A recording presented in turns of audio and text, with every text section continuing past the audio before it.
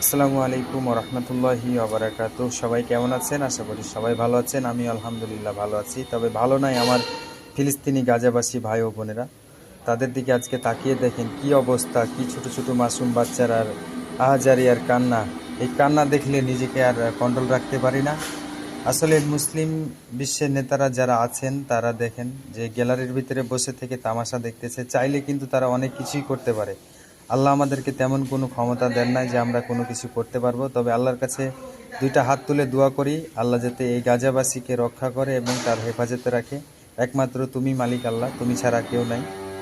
তবে সবাই সবার জায়গা থেকে দোয়া করবেন এবং মুসলিম আসলে মুসলিমের জন্য টান থাকতেই পারে, এটা স্বাভাবিক, কারণ মুসলমান আমরা সবাই ভাই ভাই। আজকে যদি তাদের জন্য প্রতিবাদ না করেন তাহলে রোজ হাসরের দিন আপনি জবাবদিহি করতে পারবেন না।